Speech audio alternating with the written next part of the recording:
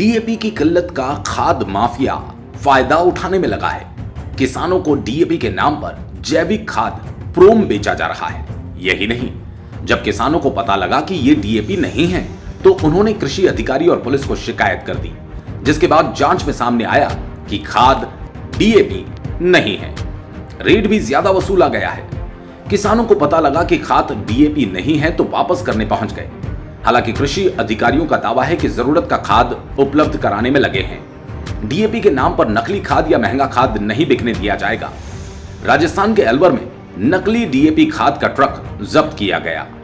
देखिए, कल सूचना मिली थी कि बनोकर और बसेट के बीच में एक ट्रक है जिसमें अवैध रूप से जैविक खाद भरा हुआ है। कृषि अधिकारी मौके पर, इसलिए इस पर हमने यहाँ पुलिस जाब्ता भेजा था। कृषि अधिकारी वहाँ मौजूद मिले थे। कृषि अधिकारी और पुलिस जाब्ता ने वो थाने पर लेकर आए थे। यहाँ पर कृषि अधिकारी श्री बबली जी ने मुकदमा दर्ज कराया था, जिसमें चेक करने पर उसमें 270 कट्टे जैविक खाद के थे, जो बिना परमिशन बिना बिल के मिले थे, जिस पर उसमें एक ड्राइवर था, मिस्त्री लाल जी, गिरफ्तार किया। दरअसल अलवर जिले में इन दिनों रबी की फसल में सरसों की बुआई का काम चल रहा है। बारिश के बाद खेतों में किसानों ने जुताई भी शुरू कर दी, लेकिन किसान को खाद नहीं मिल पा रही। एक तरफ सुबह सुबह किसान सारे काम छोड़कर खाद के लिए लाइन में लग जाता है, दूसरी तरफ कुछ माफियाओं ने किसानों को नकली खाद बेचने का धंधा शुरू कर दिया।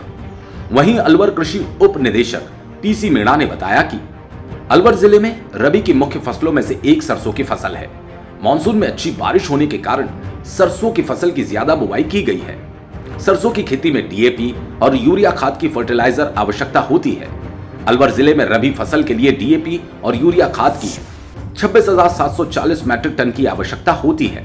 कृषि आयुक्तालय ने 13,000 मैट्रिक टन डीएपी खाद की मंजूरी दी, जो अलवर जिले के अनुसार 50% है, और रबी फसल के लिए 1,786 मैट्रिक टन डीएपी खाद यूरिया आया।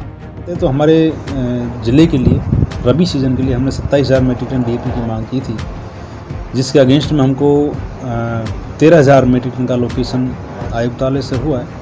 और उसके पीछे कारण यही है कि चूँकि विदेश से डीएपी की आपूर्ति में व्यवधान आ रहा है, इसलिए हमारे ज़िले का लोकेशन भी कम हुआ। और 13,000 मैट्रिक टन का जो अलोकेशन किया है, उसके अगेंस्ट में 1786 मैट्रिक टन डीएपी हमको रबी में मिल चुका है। और आयुक्तालय के द्वारा बराबर इसकी आपूर्ति के ऊपर निगरानी रखी जा रही है। बेहतर से बेहतर व्यवस्था बनाए रखने के लिए सरकार और हमारा कृषि आयुक्तालय दोनों प्रयास कर रहे हैं। और हमारा प्रयास ये रहेगा कि जो जितना डीएपी अथवा एसएसपी हमारे ज़िले में आ रहा है, उसका बेहतर से बेहतर मैनेजमेंट हम किस तरह से करें, ये हम। अलवर जिले में सोसाइटी के जरिए डीएपी खाद का वितरण किया जा रहा है, जिससे कालाबाजारी बनी हुई है। अलवर में ब्लैक से यूरिया और खाद खरीदने को किसान मजबूर है। प्राइवेट सोसाइटीज के जरिए डीएपी खाद यूरिया किसानों को मिलता है, जिसकी कीमत 1,200 रुपए प्रति कट्टा है।